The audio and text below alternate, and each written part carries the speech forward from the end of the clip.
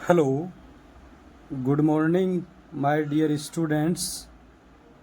और आज हम जो क्लास लेके आए हैं वो कक्षा 10th बोर्ड की chapter number first chemical reactions means रासायनिक अभिक्रिया एंड इक्वेशन, जो कि बहुत इम्पोर्टेंट चैप्टर है कक्षा 10 के हिसाब से, और कंपटीशन में भी इसमें क्वेश्चन पूछे जाते हैं। तो इसमें अपने पास फर्स्ट टॉपिक है इसका फिजिकल एंड केमिकल चेंजेज। तो बच्चों, आपने अपनी डेली लाइफ में कुछ चीज़ें ऐसी देखी होगी जिनका मैं जिक्र कर रहा हूँ। जैसे आपने गर्मियों में कमरे के ताप पर अगर दूध को खुला छोड़ देते हैं तो क्या होता है, दूध कुछ समय बाद फट जाता है। लोहे का अगर तलवा, कील, तसला या कोई भी चीज़ होती है उसको वायु में खुला छोड़ देंगे तो वह क्या हो जाएगा, उस पर क्या जंग लग जाएगी। अंगूर का क्या होता है, अंगूर का किण्वन होता है। भोजन को पकाते हैं तो कुछ न कुछ चेंजेज आता है। और हम अपने शरीर में भोजन को पकाते हैं, सांस लेते हैं, ये सब चीज़ें क्या है, फिजिकल या केमिकल चेंजेज है, भौतिक परिवर्तन या रासायनिक परिवर्तन है। तो पहला टॉपिक है अपना भौतिक और रासायनिक परिवर्तन, फिजिकल एंड केमिकल चेंजेज। तो सबसे पहले फिजिकल चेंज की बात करता हूँ। तो फिजिकल चेंज में क्या होता है, कोई भी रिएक्टेंट का मतलब है जो रासायनिक अभिक्रिया में भाग लेता है। कोई भी रिएक्टेंट प्रोडक्ट में कन्वर्ट हो जाएगा और प्रोडक्ट वापस क्या हो जाएगा, रिएक्टेंट में कन्वर्ट हो सकता है। तो चेंजेज कौन सा है, फिजिकल चेंज है। फिजिकल चेंजेज का मतलब है कि अभिकारक उत्पाद में परिवर्तित हो जाता है और उत्पाद पुनः अभिकारक में परिवर्तित हो जाता है। तो कौन सा चेंजेज है, फिजिकल चेंजेज है। इसका मतलब यह है कि भौतिक परिवर्तन क्या है, रिवर्सिबल है। कौन सा है, भौतिक परिवर्तन रिवर्सिबल है। रिवर्सिबल मीन्स उत्क्रमणीय है।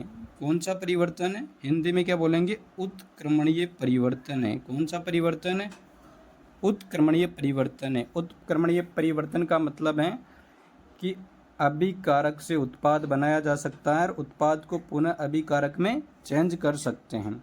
जबकि रासायनिक परिवर्तन की मैं बात करूँ तो रासायनिक परिवर्तन में क्या होगा, रासायनिक जो परिवर्तन है उसमें रिएक्टेंट प्रोडक्ट में तो कन्वर्ट हो जाएगा, अभिकारक उत्पाद में तो परिवर्तित हो जाएगा, परंतु उत्पाद को पुनः अभिकारक में परिवर्तित नहीं किया जा सकता। तो इररिवर्सिबल प्रोसेस है। कौन सा प्रोसेस है, इररिवर्सिबल प्रोसेस है। इररिवर्सिबल का मतलब है अनुत्क्रमणीय प्रक्रम। तो ये वाला दोनों दिशाओं में चलेगा भौतिक परिवर्तन, और रासायनिक परिवर्तन केवल एक दिशा में चलेगा।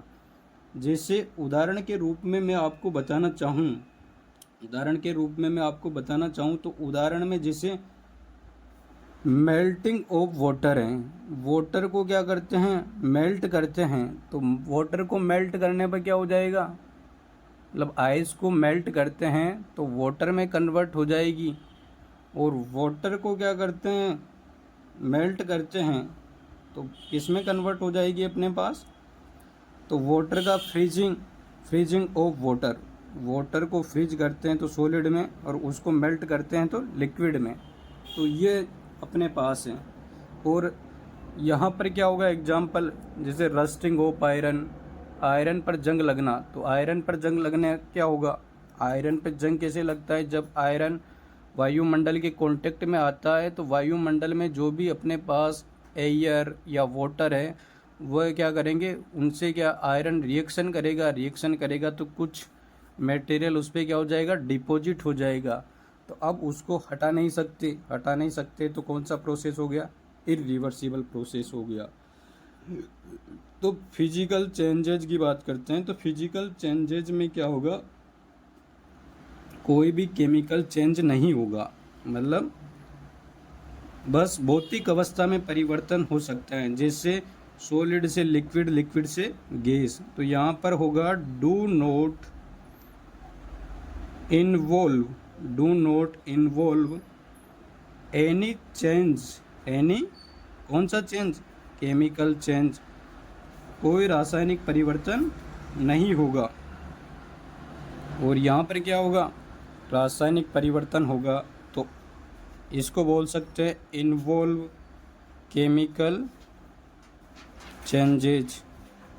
यहाँ पर रासायनिक परिवर्तन होगा, रासायनिक परिवर्तन होगा। समझ में आ रही है बात। दूसरा, अब थर्ड जो अंतर है, भौतिक परिवर्तन में क्या होगा, जो न्यू सब्सटेंस है उसका फॉर्मेशन होगा या नहीं होगा, तो अलग से नया सब्सटेंस नहीं बनेगा। तो यहाँ पर क्या लिखेंगे, नो फॉर्म्ड न्यू सब्सटेंस, क्या नो फॉर्म्ड न्यू सब्सटेंस। इसमें क्या है, नया पदार्थ नहीं बनेगा, बस पदार्थ की अवस्था में परिवर्तन आएगा। तो do not formed new substance, do not formed new substance. समझ में आ रही है बात। नया जो सब्सटेंस है उसका फॉर्मेशन नहीं होगा। यहाँ पर क्या होगा, फॉर्मेशन ऑफ न्यू सब्सटेंस, क्या होगा, न्यू सब्सटेंस का फॉर्मेशन होगा, नया पदार्थ बनेगा। अब एग्जाम्पल की बात करते हैं भौतिक परिवर्तन की। तो भौतिक परिवर्तन में जैसे मैं सिंपल एग्जाम्पल आपके सामने लूँ, जैसे अपन मोमबत्ती है, मोमबत्ती को बर्न करते हैं, तो बर्निंग ऑफ जो कैंडल हैं वह किस में जाएगा, अपने पास बर्निंग ऑफ कैंडल, क्योंकि कैंडल बर्न हो रही है। तो बर्न का मतलब है दहन हो रहा है, कैंडल का क्या हो रहा है, दहन हो रहा है। तो दहन हो रहा है तो क्या होगा, नया जो सब्सटेंस है उसका फॉर्मेशन होगा, तो इस वजह से वह इसमें जाएगी। जबकि अगर क्या हो, जो अपने पास है मोमबत्ती, उसकी वैक्स, उसकी जो मोम वो पिघले, तो कौन सा परिवर्तन है, तो वो हो जाएगा भौतिक परिवर्तन। मेल्टिंग ऑफ वैक्स कौन सा परिवर्तन हो जाएगा, भौतिक परिवर्तन हो जाएगा। अगर मैं बात करूं melting of ice, ice melt हो रही है, मेल्टिंग ऑफ आइस, आइस का मेल्ट होना कौन सा परिवर्तन है, भौतिक परिवर्तन है। या फिर हम बात करना चाहें किसकी, बात करना चाहें वाटर, क्या हो रहा है, वेपर हो रहा है, तो vaporisation of water, vaporisation of water. तो वेपराइजेशन ऑफ वाटर में क्या होगा, लिक्विड स्टेट से गैसियस स्टेट में जाएगा, 9th क्लास में पढ़ रखा है।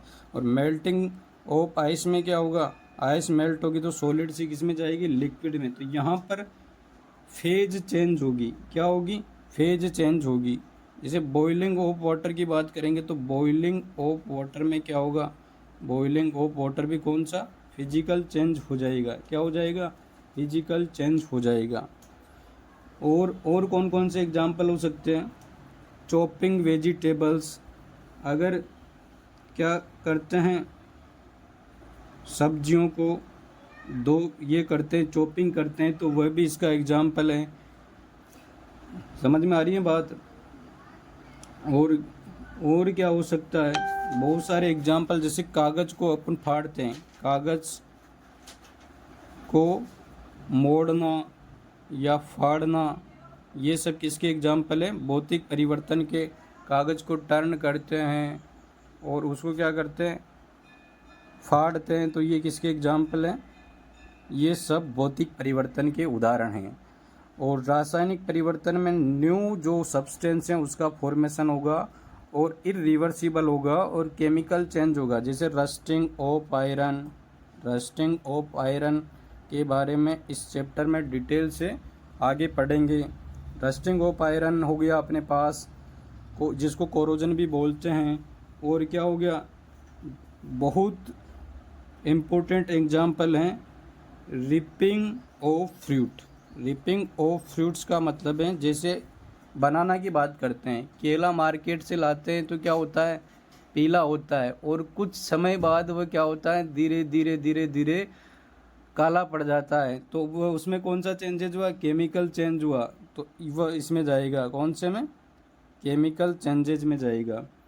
और बात करते हैं, जैसे फर्मेंटेशन हो गया, क्या हो गया, फर्मेंटेशन भी किस में जाएगा, किसी चीज़ का फर्मेंटेशन होता है, जैसे अंगूर का फर्मेंटेशन होता है, तो वह सब इसमें अपने पास केमिकल चेंजेज में होगा। और एक जो इम्पोर्टेंट चीज़ है, ब्रीथिंग और रेस्पायरेशन। अब रेस्पायरेशन अलग चीज़ है और ब्रीथिंग अलग चीज़ है, ये बहुत इम्पोर्टेंट है, जो कंपटीशन में बच्चों को परेशान करता है।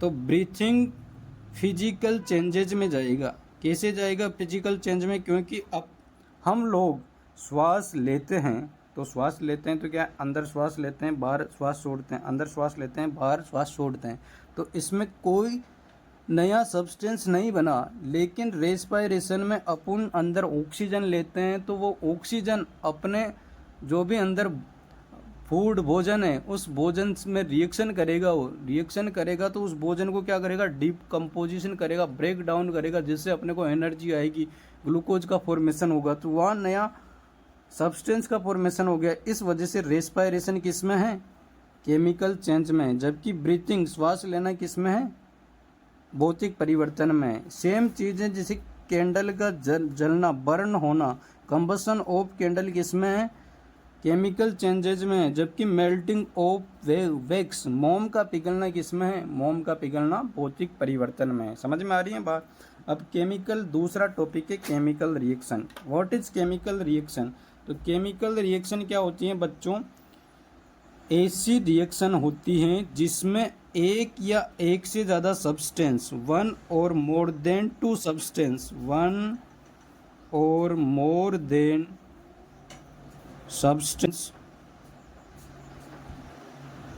सब्सटेंस फॉर्म्ड न्यू सब्सटेंस, एक या एक से ज़्यादा जो पदार्थ है वह क्या करे, न्यू सब्सटेंस का क्या करे, फॉर्मेशन करे, तो उसको बोलते हैं केमिकल रिएक्शन।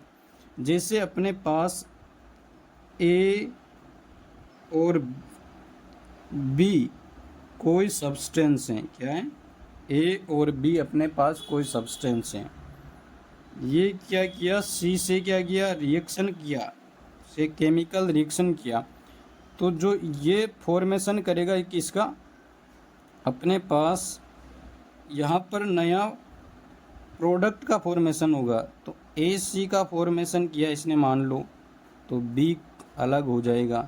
तो यहाँ पर क्या होगा, जो रिएक्शन में क्या होता है, जो रिएक्शन में पार्टिसिपेट करते हैं उनको बोलते हैं रिएक्टेंट। तो यहाँ पर ए बी प्लस सी क्या है, रिएक्टेंट है, ए बी और सी क्या है, रिएक्टेंट हैं। तो ये अपने पास क्या कहलाएंगे, रिएक्टेंट कहलाएंगे। रिएक्टेंट को हिंदी में बोलते हैं क्रियाकारक, क्या बोलते हैं, क्रियाकारक, अभिकारक भी बोलते हैं इनको, और अभिकर्मक भी बोलते हैं। जो रासायनिक अभिक्रिया में भाग लेने वाले पदार्थ हैं जो कि लेफ्ट साइड में लिखे जाते हैं उनको बोलते हैं क्रियाकारक या अभिकारक। और रासायनिक अभिक्रिया के फलस्वरूप जो बनने वाले पदार्थ हैं उनको बोलते हैं क्रियाफल या उत्पाद हिंदी में, और इंग्लिश में क्या बोलेंगे, प्रोडक्ट बोलेंगे। तो रिएक्टेंट और प्रोडक्ट के बारे में भी आपको नॉलेज होना चाहिए। तो रिएक्टेंट क्या होता है, अपने पास रिएक्टेंट्स होता है who take part in chemical reaction, जो रासायनिक अभिक्रिया में भाग लेता है वो रिएक्टेंट होता है। और जो रासायनिक अभिक्रिया में बनता है, फॉर्म्ड होता है, वो प्रोडक्ट होता है। तो प्रोडक्ट्स की डेफिनेशन क्या हो जाएगी, the substance which are formed in chemical reaction, the substance which are formed in chemical reaction. तो ये क्या हो जाएगा अपने पास, ये हो जाएगा केमिकल रिएक्शन। तो केमिकल रिएक्शन क्या होती है, केमिकल रिएक्शन अपने पास अपन समझ गए। अब केमिकल रिएक्शन में क्या इन्वॉल्व होता है, केमिकल रिएक्शन में क्या इन्वॉल्व होता है बच्चों? तो इसमें देखो चेंज इन स्टेट, क्या होता है? चेंज इन स्टेट, पदार्थ की अवस्था में चेंज हो सकता है ना। पदार्थ की अवस्था सॉलिड, लिक्विड, गैस, तो अवस्था में परिवर्तन हो सकता है। क्या हो सकता है? अवस्था में परिवर्तन हो सकता है, पदार्थ की अवस्था में परिवर्तन हो सकता है। चेंज इन कलर, क्या हो सकता है? रंग में परिवर्तन हो सकता है। रंग में क्या हो सकता है? परिवर्तन हो सकता है। हो सकता है नहीं हो सकता? हो सकता है। चेंज इन टेम्परेचर, टेम्परेचर में क्या हो सकता है? चेंज हो सकता है। तो ताप में क्या होगा? ताप में परिवर्तन होगा। और क्या होगा? और भी हो सकता है इवोल्यूशन ऑफ गैस, गैस का क्या हो? उत्सर्जन या निष्कासन हो। उत्सर्जन या निष्कासन किसका? गैस का। तो ऐसे चेंजेज किसमें आपको देखने को मिलेंगे? ऐसे चेंजेज आपको केमिकल रिएक्शन में देखने को मिलेंगे। अब एक चीज़ है, chemical reaction happens in our daily life. Daily life में केमिकल रिएक्शन आपको कैसे देखने को मिलेगी? तो आपने डेली लाइफ में देखा होगा, डेली लाइफ में आपने क्या देखा है? आपने देखा है कि भोजन का पाचन होता है। भोजन का पाचन मतलब डाइजेशन ऑफ फूड। तो डाइजेशन ऑफ फूड में भी क्या होता है? केमिकल रिएक्शन होती है। डाइजेशन कैसे होता है फूड का? हाँ, फूड का डाइजेशन आपने देखा है। तो भोजन का पाचन, डाइजेशन, भोजन को पचने में क्या है? टाइम लगता है। तो जो नया पदार्थ है वो इसमें बनता है। रेस्पायरेशन में क्या होता है? रेस्पायरेशन में भी क्या होता है? जैसे सांस लेते हैं अंदर, तो उससे भी क्या होता है? वह भी क्या है? केमिकल चेंजेज हैं। तो केमिकल रिएक्शन हैपन्स होगी इसमें। Rusting of iron, rusting of iron, तो रस्टिंग ऑफ आयरन में क्या होगा? लोहे पर जंग लगती है तो नया जो अपने पास है पदार्थ उसका फॉर्मेशन होता है। Formation of curd, formation of curd, दही का बनना। तो ये सब क्या है अपने पास? ये सब अपने पास हो गए क्या? वो ये रासायनिक परिवर्तन हो गए। अब रासायनिक परिवर्तन में एक चीज़ आपको देखने को मिलेगी, इन जो रासायनिक परिवर्तन हुए हैं इनको हम क्या कोई भी फिजिकल मेथड से रिवर्स नहीं करा सकते। फिजिकल मेथड से रिवर्स नहीं करा सकते। जैसे फिजिकल मेथड अपने पास, इनको फिजिकल मेथड से भी रिवर्स नहीं किया जा सकता। जैसे अगर मैं प्रोडक्ट के ऊपर ये मेथड अप्लाई कर दूं, मैग्नेटिज्म, चुंबकत्व का, तो भी रिएक्टेंट नहीं बनेगा। फिल्ट्रेशन, फिल्ट्रेशन का कर दूं, फिल्ट्रेशन मतलब छानने का कोई भी फिजिकल मेथड अप्लाई कर दूं तो भी रिएक्टेंट में कन्वर्ट नहीं होगा। सेंट्रीफ्यूगेशन मतलब उसका क्या कर दे? सेंट्रीफ्यूगल फोर्स अप्लाई कर दे तो भी नहीं होगा रिएक्टेंट में। डिस्टिलेशन कर दे, आसवन कर दे तो भी रिएक्टेंट में कन्वर्ट नहीं होगा। इवोपरेशन कर दे तो भी रिएक्टेंट में कन्वर्ट नहीं होगा। तो यहाँ से अपने को ये चीज़ देखने को मिली है कि भौतिक और रासायनिक परिवर्तन के बारे में कुछ बेसिक आइडिया अपने को देखने को मिला है। अब नेक्स्ट क्लास में हम बात करेंगे केमिकल इक्वेशन की। थैंक यू दोस्तों।